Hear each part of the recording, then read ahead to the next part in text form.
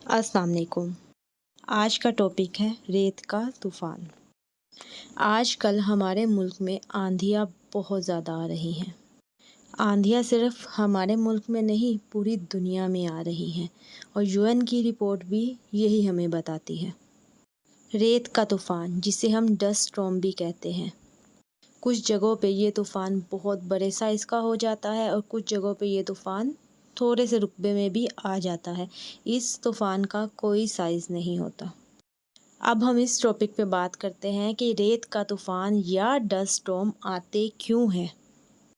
इसके बहुत से फ़ायदे भी हैं और बहुत से नुकसान भी। डस्ट स्टॉर्म को देखने के लिए नासा ने 2022 में स्पेस में एक स्पेस प्रोग्राम भेजा। इस स्पेस में जो सैटेलाइट थी उसके अंदर एक स्पेक्ट्रोमीटर लगा हुआ था। उसका काम ये है, वो ज़मीन के स्पेक्ट्रॉन को स्टडी करता था और देख के बताता था कि कैसे रेत का तूफ़ान उठते हैं तूफ़ान रेत के, और फिर प्रिडिक्ट करता था कि कहाँ से उठ रहे हैं और तूफ़ान किस किस रंग के हैं।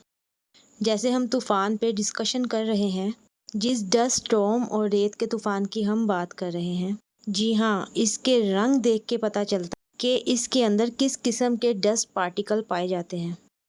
आंधी या तूफ़ान की भी बहुत सी इकसाम हैं। हम सब ने बचपन में सुना होगा कि वहाँ पे खून हो गया या किसी जगह पे खून हो गया तो आंधी लाल रंग की हो जाती है, मिट्टी लाल रंग की हो जाती है। जो आंधी आती है लाल रंग की क्यों आ रही है, तो इसके ऊपर भी हम डिस्कशन करेंगे। इसी स्टडी से मुझे मालूम हुआ है कि आंधी लाल रंग की आती क्यों है। आपने जब भी हल्के रंग वाली आंधी को देखा होगा, आपको पता है सूरज की रोशनी उस पर पड़ती है तो वो रिफ्लेक्ट बैक हो जाती है। इसका मतलब ये है कि रेत की आंधी, ये वाली जो हल्के रंग वाली आंधी है, ये गर्मी को एब्जॉर्ब नहीं करती और जहाँ पर रेत की आंधी आती है वहाँ मौसम ठंडा हो जाता है साथ ही। और जिस आंधी की हम अभी बात कर रहे थे उसे हम गहरी आंधी भी कह सकते हैं, लाल आंधी भी कह सकते हैं, ऑरेंज आंधी भी कह सकते हैं। वो आती क्यों है और कैसे वो वाली आंधी आती है? अगर आप इस आंधी को गौर से देखें और जिस जगह से ये शुरू होती है वहाँ पर मेटल की मिकदार बहुत ज़्यादा होती है, जिसमें अमूमन आयरन पाया जाता है। और इसकी ख़ासियत ये है, जब इस पर रोशनी पड़ती है तो वो उसको एब्जॉर्ब कर लेती है।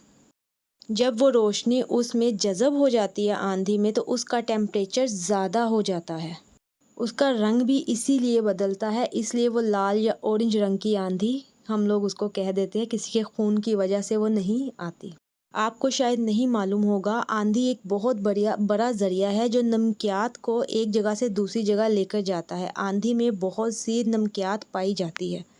दुनिया का सबसे बड़ा डेज़र्ट जौन सा है, सहारा डेज़र्ट है, जहाँ पे ये मिट्टी पाई जाती है या जहाँ से आंधी शुरू होती है। इधर से जो आंधी आती है वो अमेज़न के जंगल जो ब्राज़ील में पाए जाते हैं, बहुत सी नमकियात उनको मुयस्सर होती है इस आंधी की, रेत और मिट्टी की वजह से। जिस साल इस डेज़र्ट में, सहारा डेज़र्ट में बारिश बहुत ज़्यादा होती है, उस साल जो आंधी आती है उसमें रेत की मिकदार कम होती है, क्योंकि मिट्टी गीली हो चुकी होती है। और अगर बारिश कम हो, रेत गीली नहीं होगी, मिट्टी गीली नहीं होगी, तो आंधी का तूफ़ान भी उतना ही बड़ा होगा। 2016 की रिसर्च में यूएन ने एक रिपोर्ट जारी की थी, जब आंधी चलती है तो ग्लोबल वार्मिंग होती है, और जब ग्लोबल वार्मिंग होती है तो ज़मीन का टेम्परेचर, दर्जा हरारत बढ़ जाता है, जिसकी वजह से खुश्क होना, ज़मीन का खुश्क होना आम हो जाता है। और जब ज़मीन खुश्क होती है तो रेत का तूफ़ान पहले की निस्बत ज़्यादा मिकदार में आना शुरू हो जाता है। ये एक छोटा सा साइकिल है जिसे हम समझ सकते हैं बहुत ही आसानी से। जैसे आंधियाँ अगर ज़्यादा आएंगी तो ग्लोबल वार्मिंग होगी, और ग्लोबल वार्मिंग बनने की वजह से आंधियाँ ज़्यादा आती है। ये एक साइकिल घूम रहा है और इसी के अंदर हम फंसे हुए हैं। जिसने ये वीडियो पूरी देखी है, लाइक, शेयर और सब्सक्राइब करके ज़रूर जाइएगा। मुझे दुआओं में याद रखिएगा और अपना और अपने प्यारों का बहुत ज़्यादा ख्याल रखिएगा। चैनल को सब्सक्राइब कर दे। अल्लाह।